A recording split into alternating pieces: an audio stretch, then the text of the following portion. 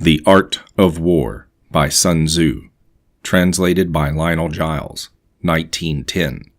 Read by Joshua Smith of Apollo's Artifacts, 2018.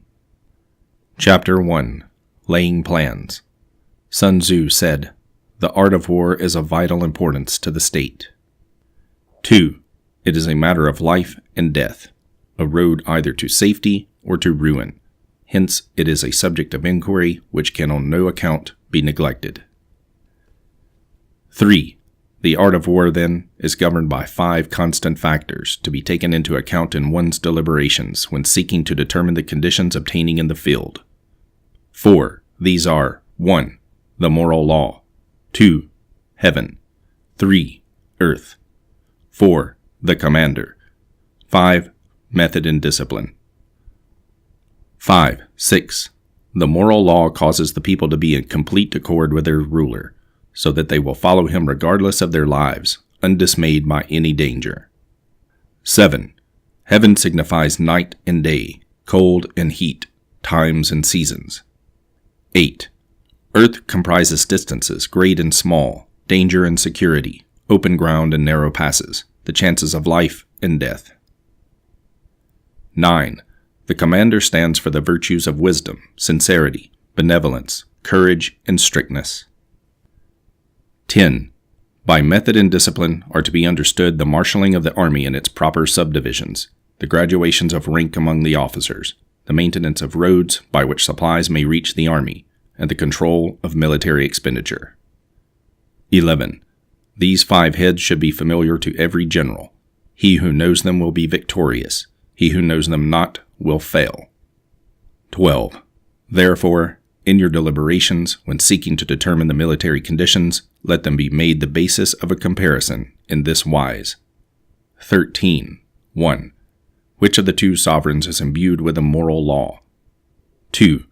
Which of the 2 generals has most ability? 3. With whom lie the advantages derived from heaven and earth? 4. On which side is discipline most rigorously enforced? 5. Which army is stronger? 6. On which side are officers and men more highly trained? 7. In which army is there greater constancy, both in reward and punishment? 14. By means of these 7 considerations I can forecast victory or defeat. 15. The general that hearkens to my counsel and acts upon it will conquer. Let such a one be retained in command.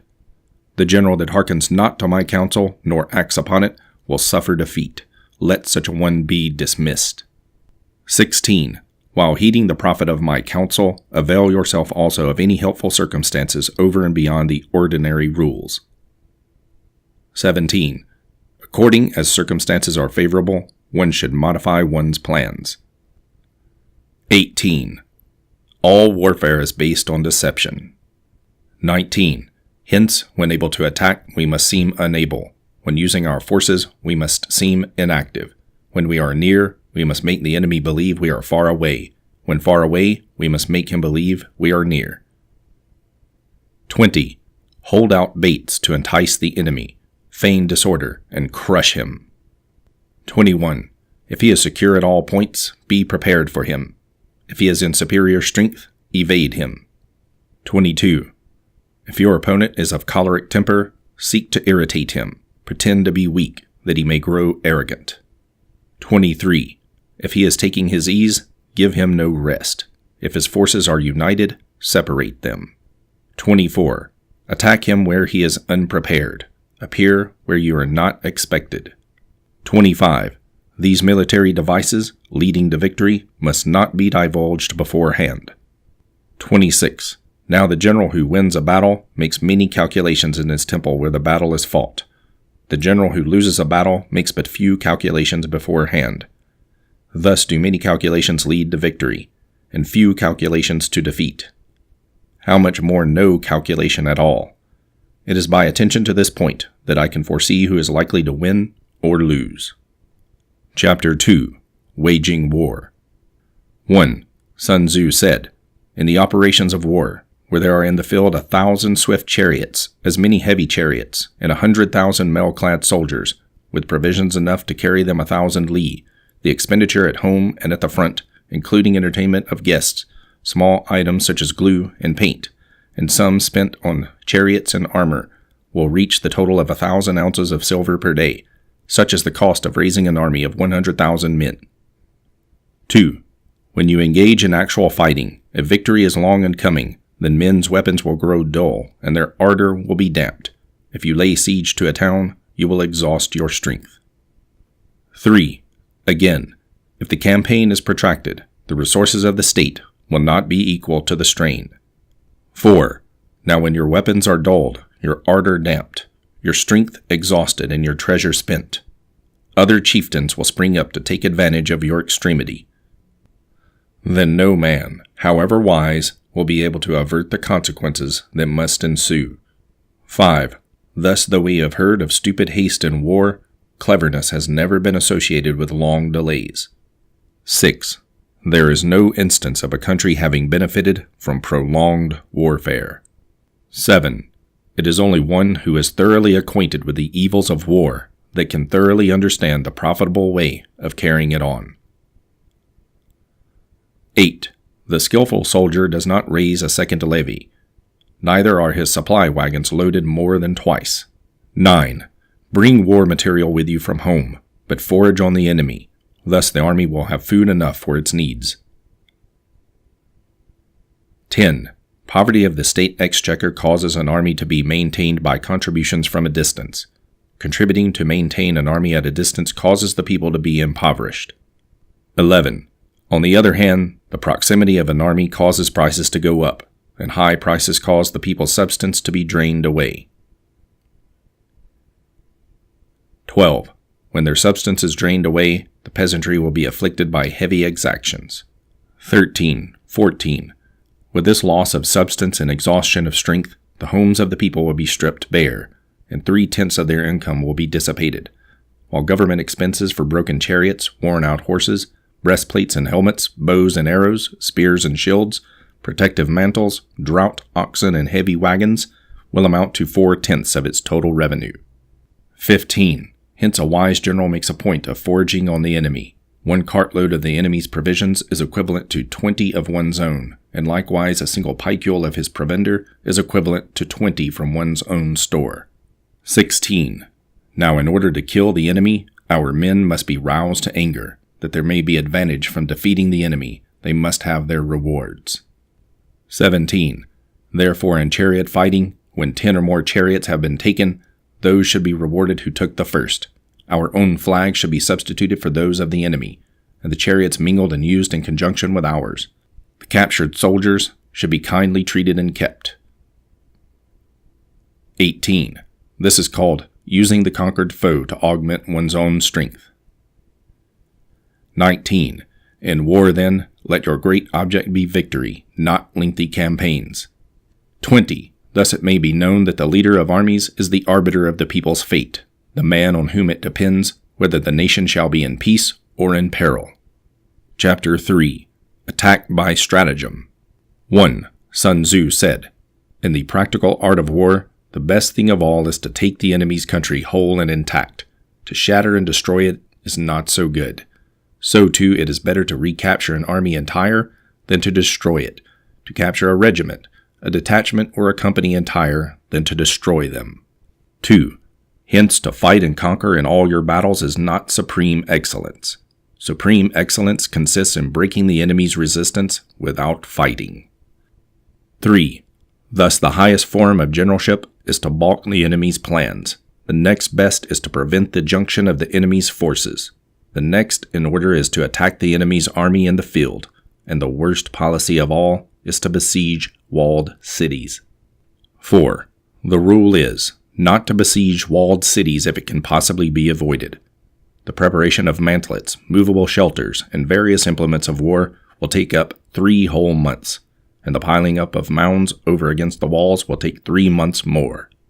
5. The general unable to control his irritation will launch his men to the assault like swarming ants, with the result that 1/3 of his men are slain, while the town still remains untaken.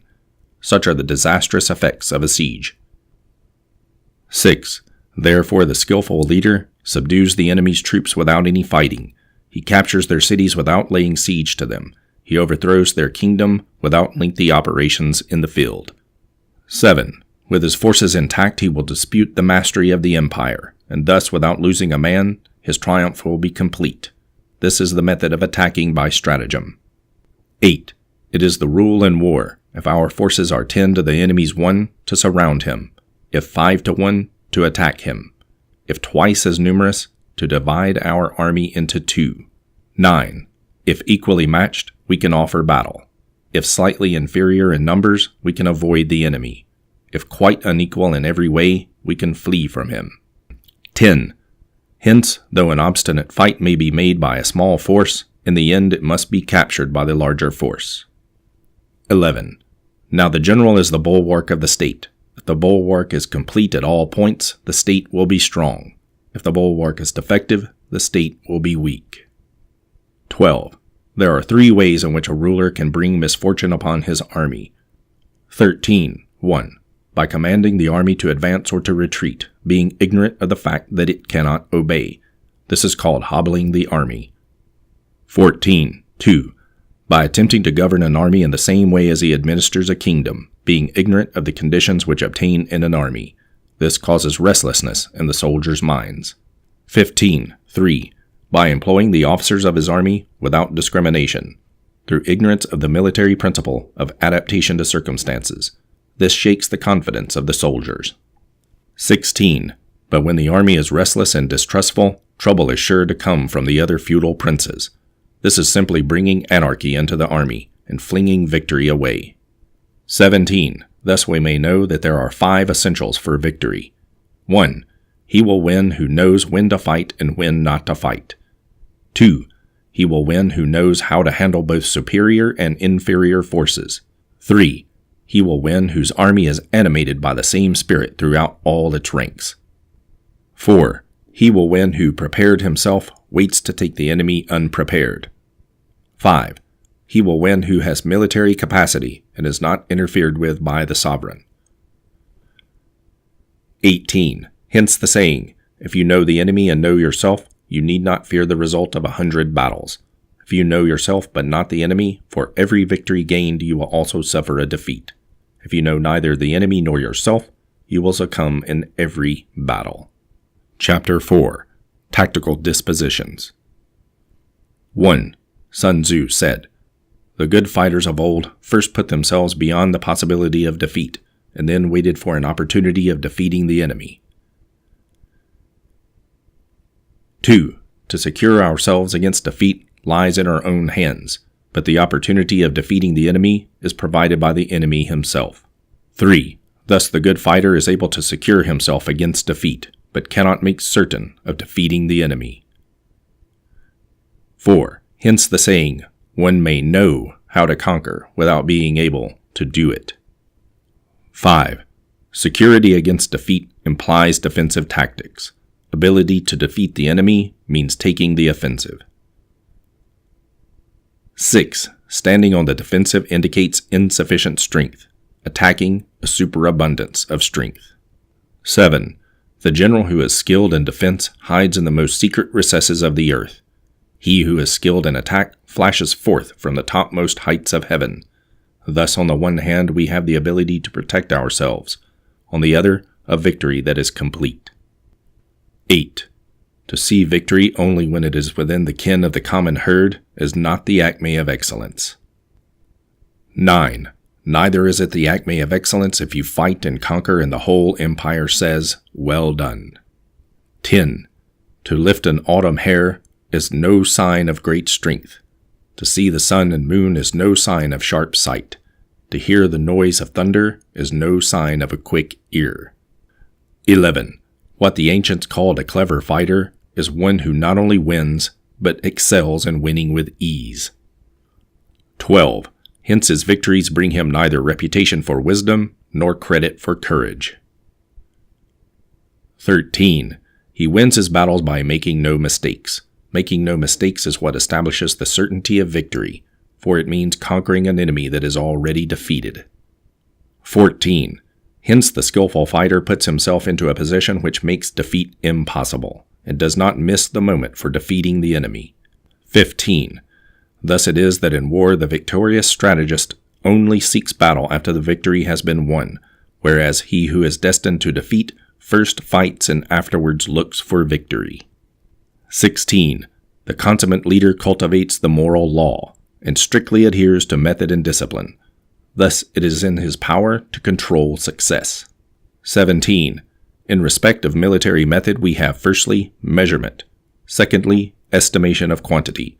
Thirdly, calculation. Fourthly, balancing of chances. Fifthly, victory. 18. Measurement owes its existence to earth. Estimation of quantity to measurement. Calculation to estimation of quantity. Balancing of chances to calculation. And victory to balancing of chances. 19. A victorious army, opposed to a routed one, is as a pound's weight placed in the scale against a single grain. 20. The onrush of a conquering force is like the bursting of pent-up waters into a chasm 1,000 fathoms deep. Chapter 5. Energy. 1. Sun Tzu said, "The control of a large force is the same principle as the control of a few men. It is merely a question of dividing up their numbers." 2. Fighting with a large army under your command is no wise different from fighting with a small one. It is merely a question of instituting signs and signals. 3. To ensure that your whole host may withstand the brunt of the enemy's attack and remain unshaken, this is effected by maneuvers direct and indirect. 4. The impact of your army may be like a grindstone dashed against an egg. This is effected by the science of weak points and strong. 5. In all fighting, the direct method may be used for joining battle, but indirect methods will be needed in order to secure victory. 6. Indirect tactics, efficiently applied, are inexhaustible as heaven and earth, unending as the flow of rivers and streams, like the sun and moon. They end but to begin anew. Like the 4 seasons, they pass away to return once more. 7. There are not more than 5 musical notes, yet the combinations of these 5 give rise to more melodies than can ever be heard. 8. There are not more than 5 primary colors, blue, yellow, red, white, and black, yet in combination they produce more hues than can ever be seen. 9. There are not more than 5 cardinal tastes, sour, acrid, salt, sweet, bitter, yet combinations of them yield more flavors than can ever be tasted. 10. In battle, there are not more than 2 methods of attack, the direct and the indirect, yet these 2 in combination give rise to an endless series of maneuvers. 11.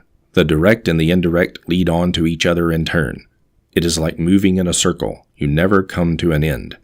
Who can exhaust the possibilities of their combination? 12. The onset of troops is like the rush of a torrent, which will even roll stones along in its course. 13. The quality of decision is like the well-timed swoop of a falcon, which enables it to strike and destroy its victim. 14. Therefore the good fighter will be terrible in his onset, and prompt in his decision. 15. Energy may be likened to the bending of a crossbow, decision to the releasing of a trigger. 16. Amid the turmoil and tumult of battle, there may be seeming disorder and yet no real disorder at all. Amid confusion and chaos, your array may be without head or tail, yet it will be proof against defeat. 17. Simulated disorder postulates perfect discipline. Simulated fear postulates courage. Simulated weakness postulates strength. 18. Hiding order beneath the cloak of disorder is simply a question of subdivision. Concealing courage under a show of timidity presupposes a fund of latent energy. Masking strength with weakness is to be effected by tactical dispositions. 19. Thus one who is skillful at keeping the enemy on the move maintains deceitful appearances, according to which the enemy will act. He sacrifices something, that the enemy may snatch at it. 20. By holding out baits, he keeps him on the march. Then, with a body of picked men, he lies in wait for him. 21. The clever combatant looks to the effect of combined energy, and does not require too much from individuals, hence his ability to pick out the right men and utilize combined energy. 22. When he utilizes combined energy, his fighting men become as it were like unto rolling logs or stones. For it is the nature of a log or stone to remain motionless on level ground, and to move when on a slope, if four-cornered, to come to a standstill, but if round-shaped, to go rolling down. 23. Thus the energy developed by good fighting men is as the momentum of a round stone rolled down a mountain thousands of feet in height. So much on the subject of energy. Chapter 6. Weak Points and Strong. 1. Sun Tzu said, "Whoever is first in the field and awaits the coming of the enemy will be fresh for the fight. Whoever is second in the field and has to hasten to battle will arrive exhausted." 2. Therefore the clever combatant imposes his will on the enemy, but does not allow the enemy's will to be imposed on him. 3. By holding out advantages to him, he can cause the enemy to approach of his own accord, or, by inflicting damage, he can make it impossible for the enemy to draw near. 4. If the enemy is taking his ease, he can harass him. If well supplied with food, he can starve him out. If quietly encamped, he can force him to move. 5. Appear at points which the enemy must hasten to defend. March swiftly to places where you are not expected. 6. An army may march great distances without distress, if it marches through country where the enemy is not. 7. You can be sure of succeeding in your attacks if you only attack places which are undefended. You can ensure the safety of your defense if you only hold positions that cannot be attacked. 8. Hence that general is skillful in attack whose opponent does not know what to defend, and he is skillful in defense whose opponent does not know what to attack. 9. O divine art of subtlety and secrecy! Through you we learn to be invisible, through you inaudible, and hence we can hold the enemy's fate in our hands. 10. You may advance and be absolutely irresistible if you make for the enemy's weak points. You may retire and be safe from pursuit if your movements are more rapid than those of the enemy. 11. If we wish to fight, the enemy can be forced to an engagement even though he be sheltered behind a high rampart in a deep ditch. All we need to do is attack some other place that he will be obliged to relieve. 12. If we do not wish to fight, we can prevent the enemy from engaging us even though the lines of our encampment be merely traced out on the ground. All we need to do is throw something odd and unaccountable in his way. 13. By discovering the enemy's dispositions and remaining invisible ourselves, we can keep our forces concentrated, while the enemy's must be divided. 14. We can form a single united body, while the enemy must split up into fractions. Hence, there will be a whole pitted against separate parts of a whole, which means that we shall be many to the enemy's few. 15. And if we are able thus to attack an inferior force with a superior one, our opponents will be in dire straits. 16. The spot where we intend to fight must not be made known, for then the enemy will have to prepare against a possible attack at several different points. And his forces being thus distributed in many directions, the numbers we shall have to face at any given point will be proportionately few. 17. For should the enemy strengthen his van, he will weaken his rear. Should he strengthen his rear, he will weaken his van. Should he strengthen his left, he will weaken his right. Should he strengthen his right, he will weaken his left. If he sends reinforcements everywhere, he will everywhere be weak. 18. Numerical weakness comes from having to prepare against possible attacks. Numerical strength from compelling our adversary to make these preparations against us. 19. Knowing the place and the time of the coming battle, we may concentrate from the greatest distances in order to fight. 20. But if neither time nor place be known, then the left wing will be impotent to succor the right equally impotent to succor the left, the van unable to relieve the rear, or the rear to support the van. How much more so if the furthest portions of the army are anything under 100 li apart, and even the nearest are separated by several li. 21.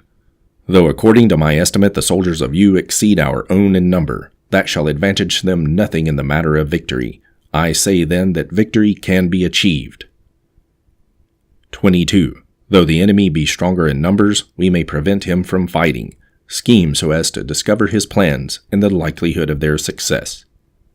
23. Rouse him and learn the principle of his activity or inactivity. Force him to reveal himself so as to find out his vulnerable spots. 24. Carefully compare the opposing army with your own, so that you may know where strength is superabundant and where it is deficient. 25. In making tactical dispositions, the highest pitch you can attain is to conceal them. Conceal your dispositions, and you will be safe from the prying of the subtlest spies, from the machinations of the wisest brains. 26. How victory may be produced for them out of the enemy's own tactics. That is what the multitude cannot comprehend. 27. All men can see the tactics whereby I conquer, but what none can see is the strategy out of which victory is evolved. 28. Do not repeat the tactics which have gained you one victory, but let your methods be regulated by the infinite variety of circumstances.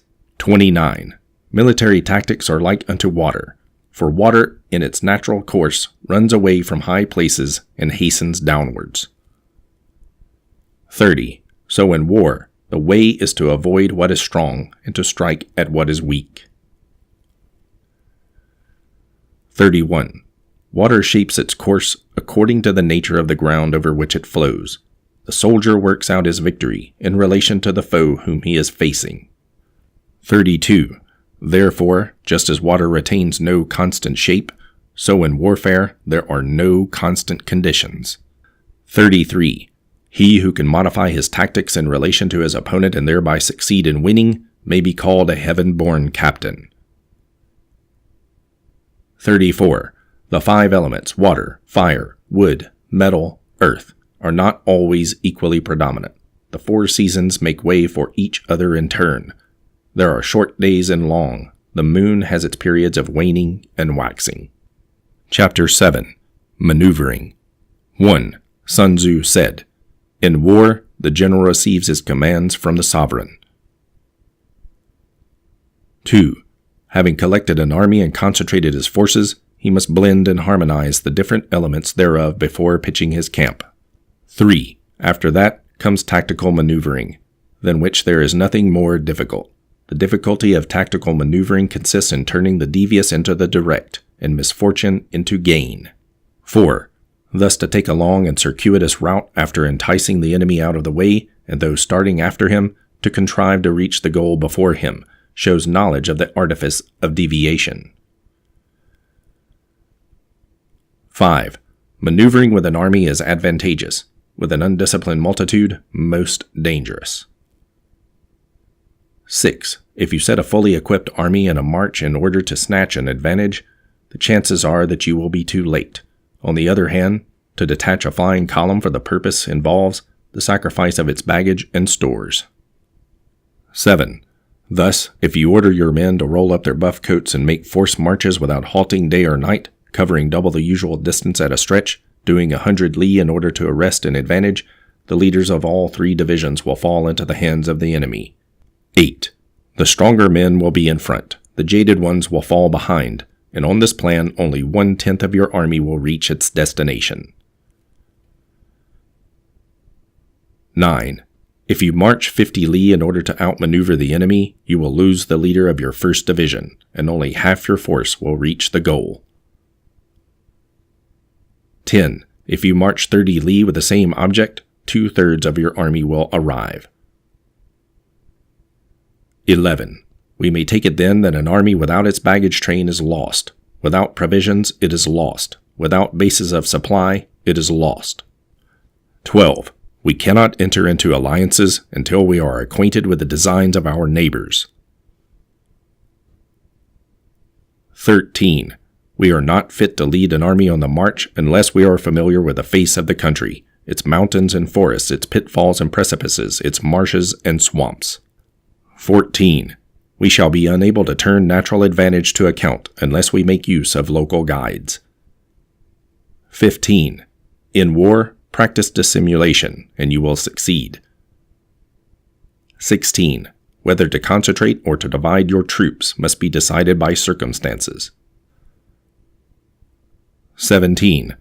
Let your rapidity be that of the wind, your compactness that of the forest. 18.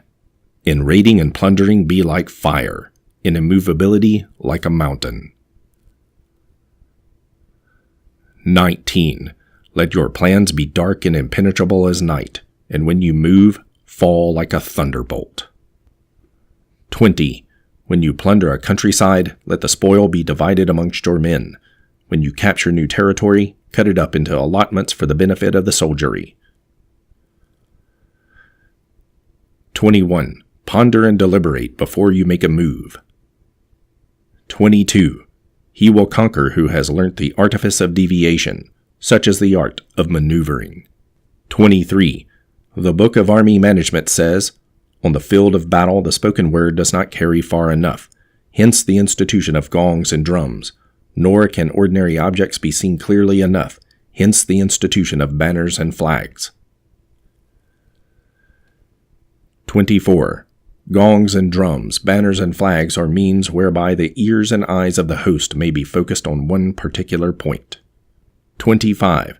The host thus forming a single united body, it is impossible either for the brave to advance alone or for the cowardly to retreat alone. This is the art of handling large masses of men. 26. In night fighting, then, make much use of signal fires and drums, and in fighting by day, of flags and banners, as a means of influencing the ears and eyes of your army. 27.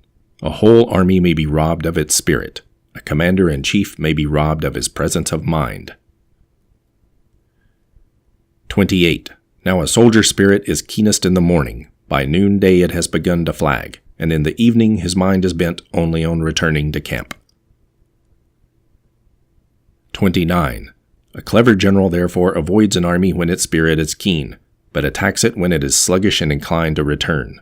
This is the art of studying moods. 30. Disciplined and calm, to await the appearance of disorder and hubbub amongst the enemy, this is the art of retaining self-possession.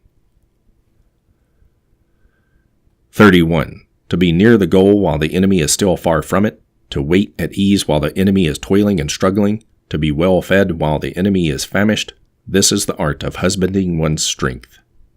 32. To refrain from intercepting an enemy whose banners are in perfect order, to refrain from attacking an enemy drawn up in calm and confident array, this is the art of studying circumstances. 33.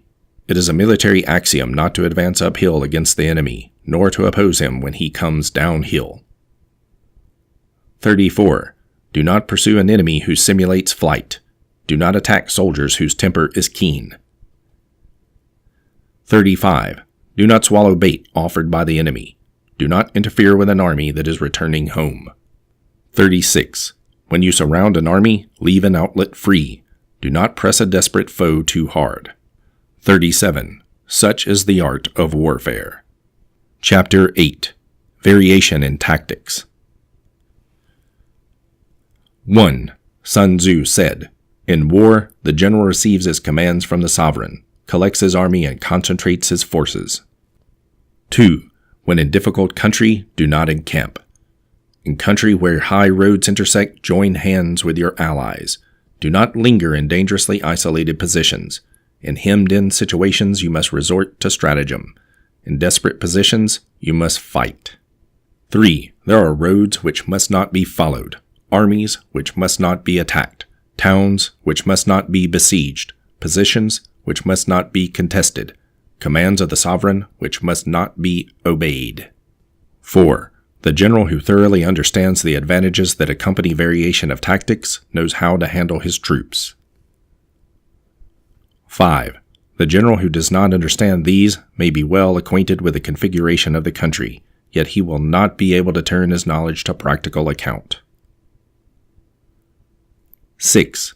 So the student of war who is unversed in the art of war of varying his plans, even though he be acquainted with the 5 advantages, will fail to make the best use of his men. 7. Hence in the wise leader's plans, considerations of advantage and of disadvantage will be blended together. 8. If our expectation of advantage be tempered in this way, we may succeed in accomplishing the essential part of our schemes. 9. If, on the other hand, in the midst of difficulties we are always ready to seize an advantage, we may extricate ourselves from misfortune. 10. Reduce the hostile chiefs by inflicting damage on them, and make trouble for them, and keep them constantly engaged. Hold out specious allurements, and make them rush to any given point. 11. The art of war teaches us to rely not on the likelihood of the enemy's not coming, but on our own readiness to receive him, not on the chance of his not attacking, but rather on the fact that we have made our position unassailable. 12. There are 5 dangerous faults which may affect a general. 1. Recklessness, which leads to destruction. 2. Cowardice, which leads to capture. 3. A hasty temper, which can be provoked by insults. 4. A delicacy of honor, which is sensitive to shame. 5. Over-solicitude for his men, which exposes him to worry and trouble. 13. These are the 5 besetting sins of a general, ruinous to the conduct of war. 14. When an army is overthrown and its leader slain, the cause will surely be found among these 5 dangerous faults. Let them be a subject of meditation. Chapter 9. The Army on the March. 1. Sun Tzu said, "We come now to the question of encamping the army, and observing signs of the enemy. Pass quickly over mountains and keep in the neighborhood of valleys." 2. Camp in high places facing the sun. Do not climb heights in order to fight. So much for mountain warfare. 3. After crossing a river, you should get far away from it. 4. When an invading force crosses a river in its onward march, do not advance to meet it midstream. It will be best to let half the army get across and then deliver your attack. 5. If you are anxious to fight, you should not go to meet the invader near a river which he has to cross. 6. Moor your craft higher up than the enemy and facing the sun. Do not move upstream to meet the enemy. So much for river warfare. 7. In crossing salt marshes, your sole concern should be to get over them quickly without any delay. 8. If forced to fight in a salt marsh, you should have water and grass near you, and get your back to a clump of trees. So much for operations in salt marshes. 9. In dry, level country, take up an easily accessible position with rising ground to your right and on your rear, so that the danger may be in front and safety lie behind. So much for campaigning in flat country. 10. These are the 4 useful branches of military knowledge which enable the Yellow Emperor to vanquish 4 several sovereigns.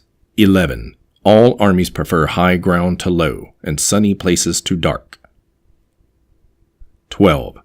If you are careful of your men and camp on hard ground, the army will be free from disease of every kind, and this will spell victory. 13. When you come to a hill or a bank, occupy the sunny side, with the slope on your right rear. Thus you will at once act for the benefit of your soldiers and utilize the natural advantages of the ground. 14. When in consequence of heavy rains up country, a river which you wish to ford is swollen and flecked with foam, you must wait until it subsides. 15. Country in which there are precipitous cliffs with torrents running between, deep natural hollows, confined places, tangled thickets, quagmires, and crevasses should be left with all possible speed and not approached. 16. While we keep away from such places, we should get the enemy to approach them. While we face them, we should let the enemy have them on his rear. 17.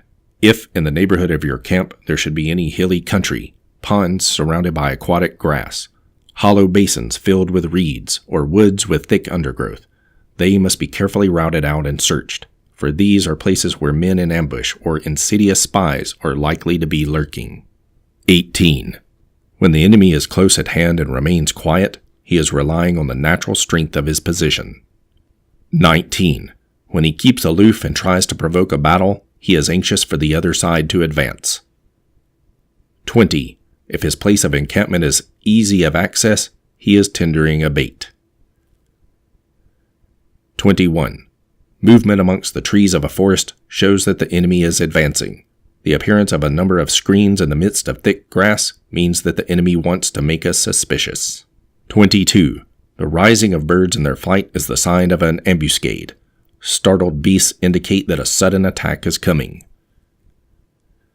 23. When there is dust rising in a high column, it is the sign of chariots advancing. When the dust is low but spread over a wide area, it betokens the approach of infantry. When it branches out in different directions, it shows that parties have been sent to collect firewood. A few clouds of dust moving to and fro signify that the army is encamping. 24. Humble words and increased preparations are signs that the enemy is about to advance. Violent language and driving forward as if to the attack are signs that he will retreat. 25.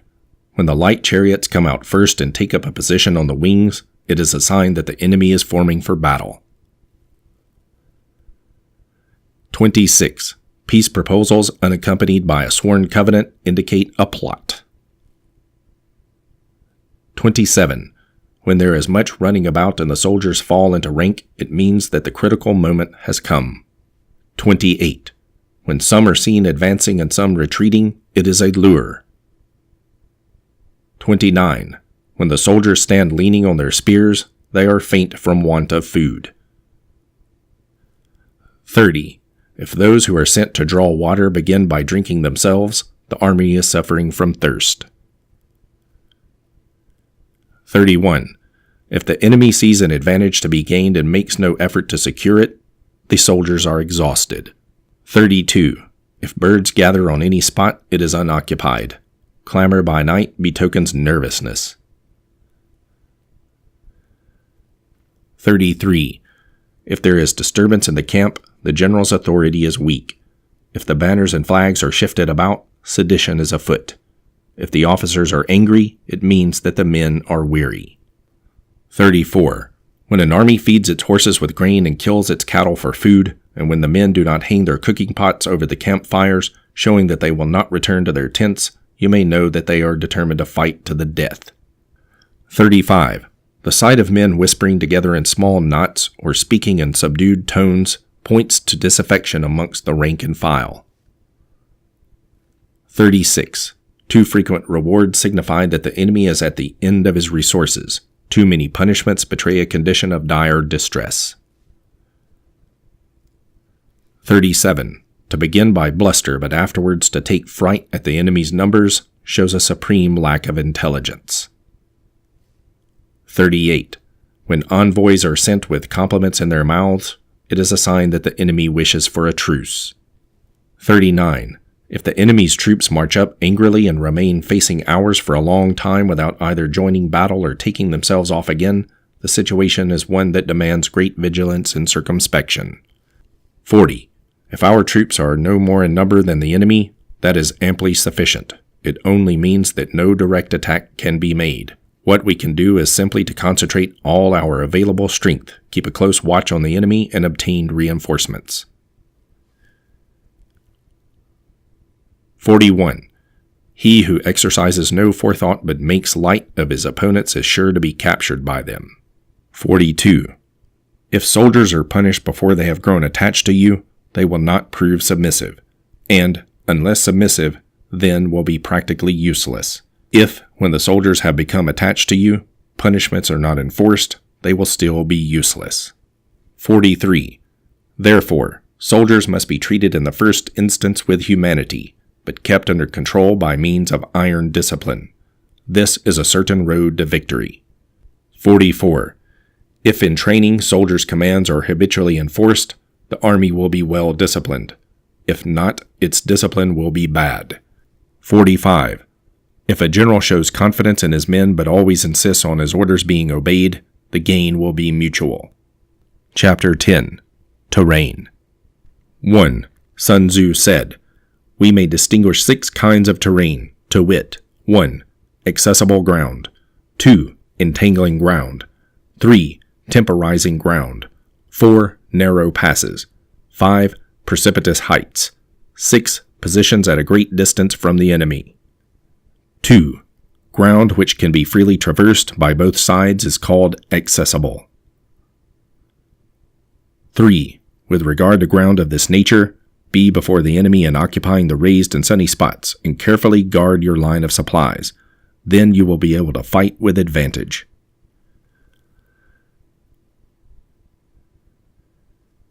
4. Ground which can be abandoned but is hard to reoccupy is called entangling. 5. From a position of this sort, if the enemy is unprepared, you may sally forth and defeat him. But if the enemy is prepared for your coming, and you fail to defeat him, then return being impossible, disaster will ensue. 6. When the position is such that neither side will gain by making the first move, it is called Temporizing Ground. 7. In a position of this sort, even though the enemy should offer us an attractive bait, it will be advisable not to stir forth, but rather to retreat, thus enticing the enemy in his turn. Then, when part of his army has come out, we may deliver our attack with advantage. 8. With regard to narrow passes, if you can occupy them first, let them be strongly garrisoned, and await the advent of the enemy. 9. Should the enemy forestall you in occupying a pass, do not go after him if the pass is fully garrisoned, but only if it is weakly garrisoned. 10. With regard to precipitous heights, if you are beforehand with your adversary, you should occupy the raised and sunny spots, and there wait for him to come up. 10. If the enemy has occupied them before you, do not follow him, but retreat and try to entice him away. 12. If you are situated at a great distance from the enemy, and the strength of the two armies is equal, it is not easy to provoke a battle, and fighting will be to your disadvantage. 13. These 6 are the principles connected with earth. The general, who has attained a responsible post, must be careful to study them. 14. Now an army is exposed to 6 several calamities, not arising from natural causes, but from faults for which the general is responsible.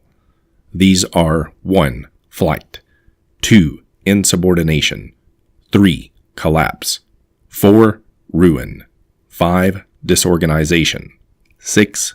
Rout. 15. Other conditions being equal, if one force is hurled against another 10 times its size, the result will be the flight of the former. 16. When the common soldiers are too strong and their officers too weak, the result is insubordination. When the officers are too strong and the common soldiers too weak, the result is collapse. 17. When the higher officers are angry and insubordinate, and on meeting the enemy give battle on their own account from a feeling of resentment, before the commander-in-chief can tell whether or no he is in a position to fight, the result is ruin. 18. When the general is weak and without authority, when his orders are not clear and distinct, when there are no fixed duties assigned to officers and men, and the ranks are formed in a slovenly, haphazard manner, the result is utter disorganization.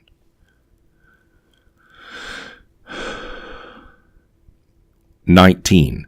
When a general, unable to estimate the enemy's strength, allows an inferior force to engage a larger one, or hurls a weak detachment against a powerful one, and neglects to place picked soldiers in the front rank, the result must be rout. 20. These are 6 ways of courting defeat, which must be carefully noted by the general who has attained a responsible post. 21. The natural formation of the country is the soldier's best ally, but a power of estimating the adversary, of controlling the forces of victory, and of shrewdly calculating difficulties, dangers, and distances constitutes the test of a great general. 22. He who knows these things, and in fighting puts his knowledge into practice, will win his battles. He who knows them not, nor practices them, will surely be defeated. 23. If fighting is sure to result in victory, then you must fight, even though the ruler forbid it. If fighting will not result in victory, then you must not fight, even at the ruler's bidding. 24. The general who advances without coveting fame, and retreats without fearing disgrace, whose only thought is to protect his country and to do good service for his sovereign, is the jewel of the kingdom. 25. Regard your soldiers as your children, and they will follow you into the deepest valleys. Look upon them as your own beloved sons, and they will stand by you even unto death. 26. If, however, you are indulgent, but unable to make your authority felt, kind-hearted but unable to enforce your commands, and incapable, moreover, of quelling disorder, then your soldiers must be likened to spoilt children. They are useless for any practical purpose. 27. If we know that our own men are in a condition to attack, but are unaware that the enemy is not open to attack, we have gone only halfway towards victory. 28. If we know that the enemy is open to attack, but are unaware that our own men are not in a condition to attack, we have gone only halfway towards victory. 29. If we know that the enemy is open to attack, and also know that our own men are in a condition to attack, but are unaware that the nature of the ground makes fighting impracticable, we have still only gone halfway towards victory. 30. Hence the experienced soldier, once in motion, is never bewildered. Once he has broken camp, he is never at a loss. 31. Hence the saying, if you know the enemy and know yourself, your victory will not stand in doubt. If you know heaven and know earth, you may make your victory complete. Chapter 11. The 9 Situations. 1. Sun Tzu said, the art of war recognizes 9 varieties of ground. 1. Dispersive ground. 2. Facile ground. 3. Contentious ground. 4. Open ground. 5. Ground of intersecting highways. 6. Serious ground. 7. Difficult ground. 8. Hemmed-in ground. 9. Desperate ground. 2. When a chieftain is fighting in his own territory, it is dispersive ground. 3. When he has penetrated into hostile territory, but to no great distance, it is facile ground. 4. Ground, the possession of which imports great advantage to either side, is contentious ground. 5. Ground on which each side has a liberty of movement is open ground. 6. Ground which forms the key to 3 contiguous states, so that he who occupies it first has most of the empire at his command, is a ground of intersecting highways. 7.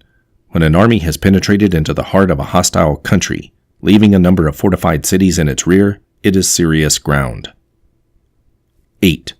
Mountain forests, rugged steeps, marshes and fens, all country that is hard to traverse, this is difficult ground.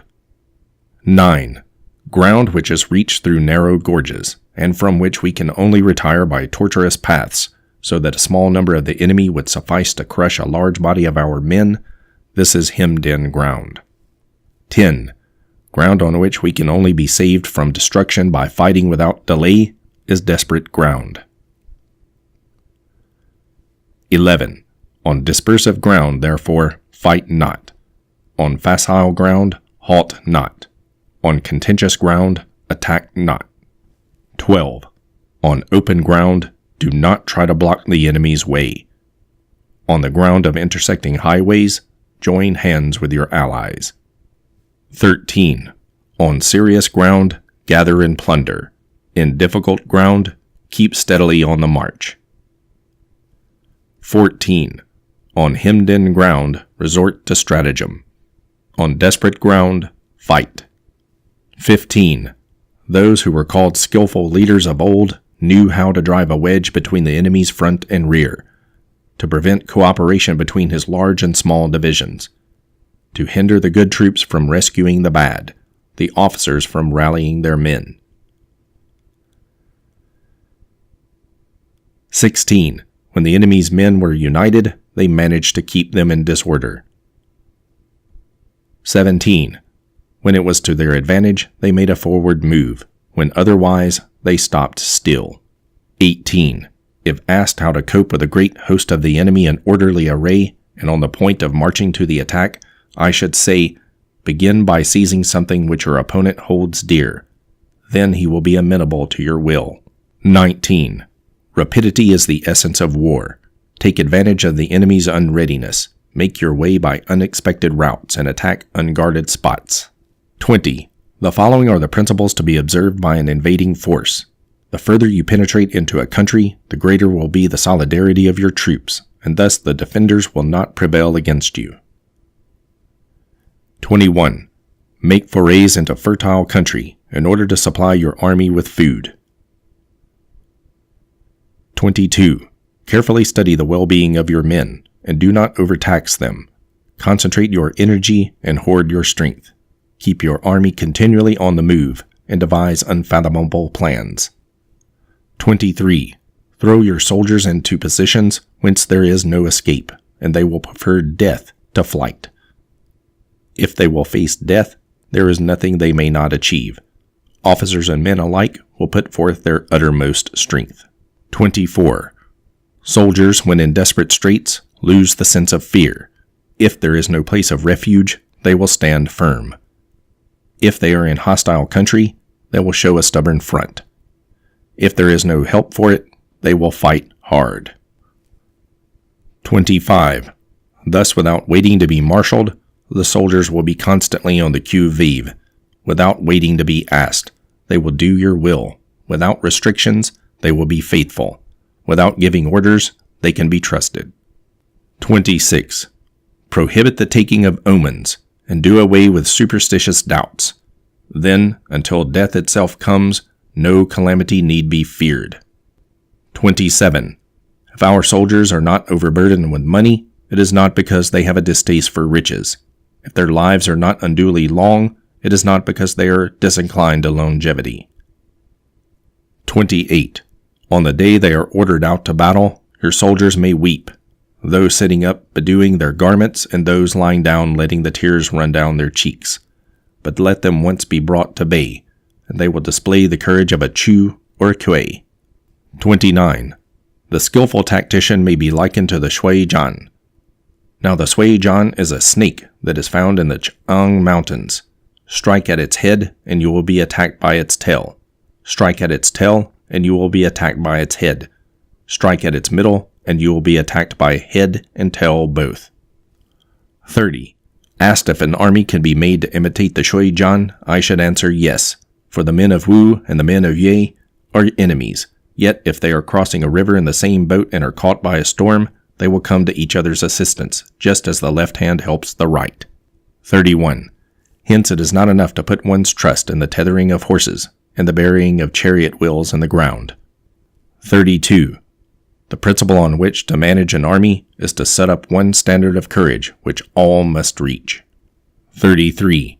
How to make the best of both strong and weak. That is a question involving the proper use of ground. 34. Thus the skillful general conducts his army just as though he were leading a single man, willy-nilly by the hand. 35. It is the business of a general to be quiet, and thus ensure secrecy, upright and just, and thus maintain order. 36. He must be able to mystify his officers and men by false reports and appearances, and thus keep them in total ignorance. 37. By altering his arrangements and changing his plans, he keeps the enemy without definite knowledge. By shifting his camp and taking circuitous routes, he prevents the enemy from anticipating his purpose. 38.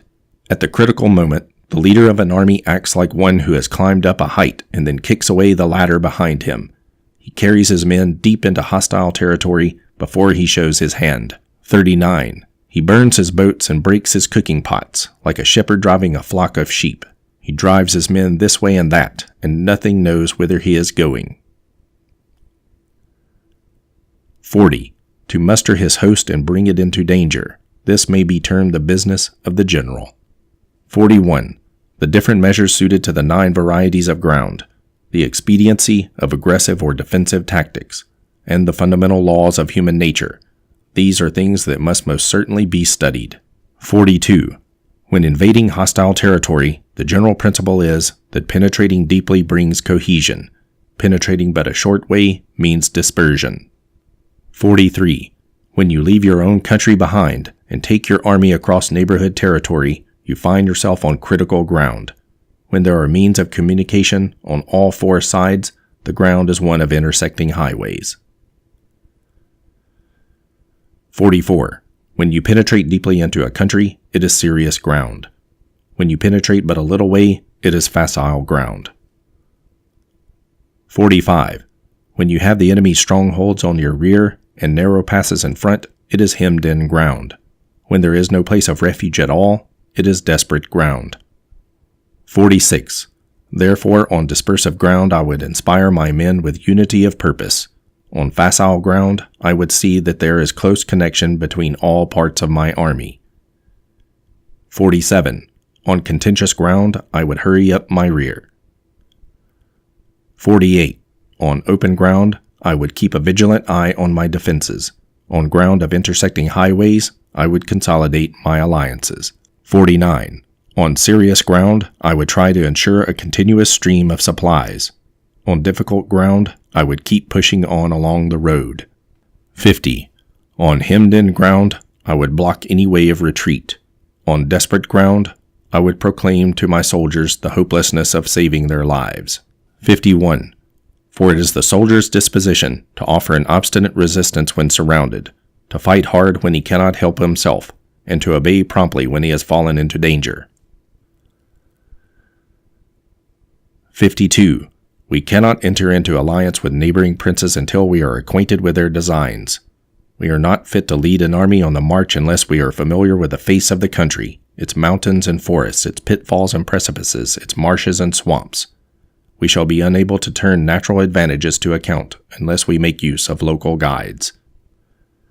53. To be ignored of any one of the following 4 or 5 principles does not befit a warlike prince.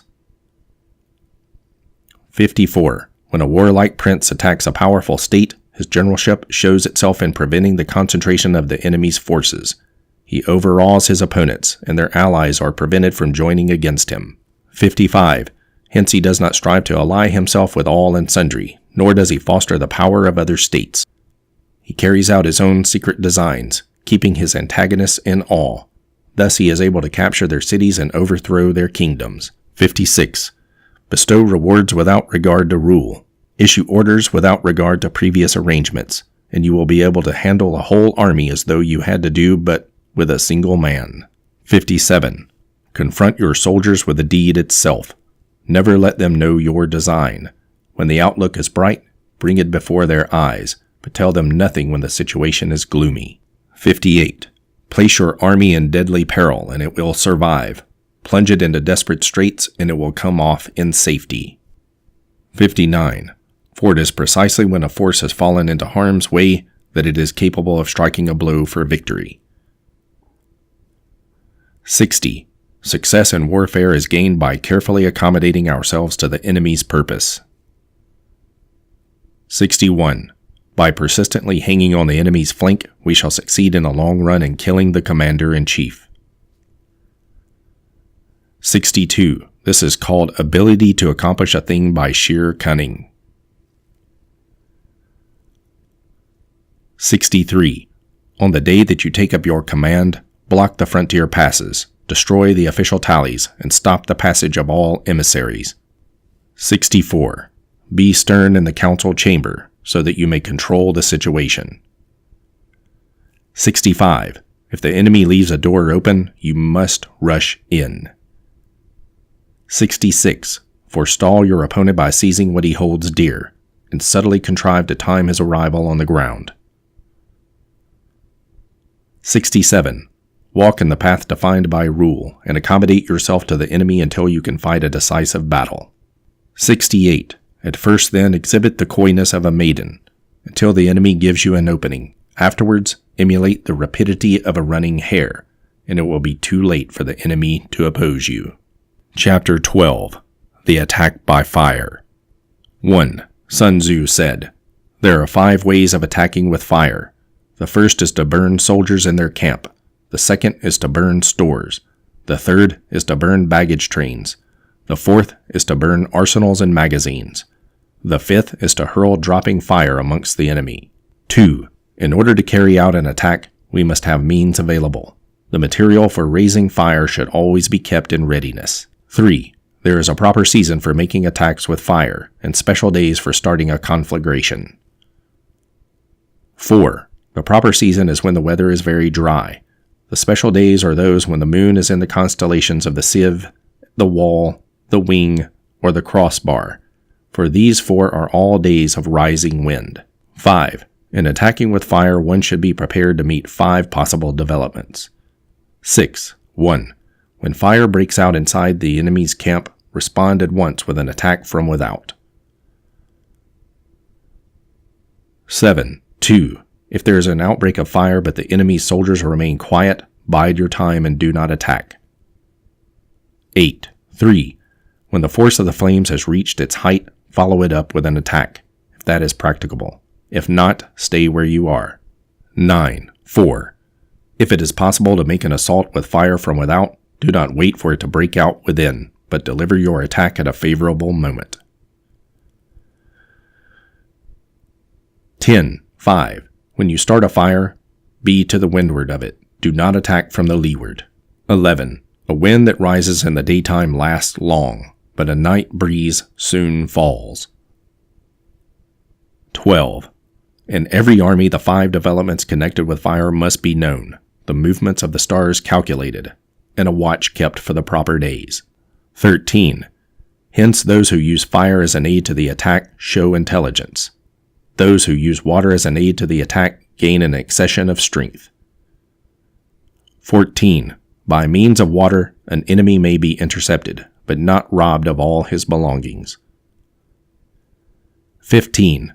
Unhappy is the fate of one who tries to win his battles and succeed in his attacks without cultivating the spirit of enterprise, for the result is waste of time and general stagnation. 16. Hence the saying, the enlightened ruler lays his plans well ahead. The good general cultivates his resources. 17. Move not unless you see an advantage. Use not your troops unless there is something to be gained. Fight not unless the position is critical. 18. No ruler should put his troops into the field merely to gratify his own spleen. No general should fight a battle simply out of pique. 19. If it is to your advantage, make a forward move. If not, stay where you are. 20. Anger may in time change to gladness. Vexation may be succeeded by content. 21. But a kingdom that has once been destroyed can never come back into being again, nor can the dead ever be brought back to life. 22. Hence the enlightened ruler is heedful, and the good general full of caution. This is the way to keep a country at peace and an army intact. Chapter 13. The Use of Spies. 1. Sun Tzu said, raising a host of 100,000 men and marching them great distances entails heavy loss on the people and a drain on the resources of the state. The daily expenditure will amount to 1,000 ounces of silver. There will be commotion at home and abroad, and men will drop down exhausted on the highways. As many as 700,000 families will be impeded in their labor. 2. Hostile armies may face each other for years, striving for the victory which is decided in a single day. This being so, to remain in ignorance of the enemy's condition simply because one grudges the outlay of 100 ounces of silver in honors and emoluments is the height of inhumanity. 3. One who acts thus is no leader of men, no present help to his sovereign, no master of victory. 4. Thus, what enables the wise sovereign and the good general to strike and conquer and achieve things beyond the reach of ordinary men is foreknowledge. 5.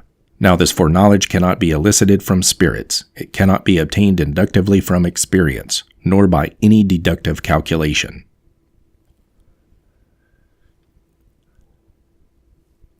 6. Knowledge of the enemy's dispositions can only be obtained from other men. 7. Hence the use of spies, of whom there are 5 classes. 1. Local spies. 2. Inward spies. 3. Converted spies. 4. Doomed spies. 5. Surviving spies. 8. When these 5 kinds of spy are all at work, none can discover the secret system. This is called divine manipulation of the threads. It is the sovereign's most precious faculty. 9.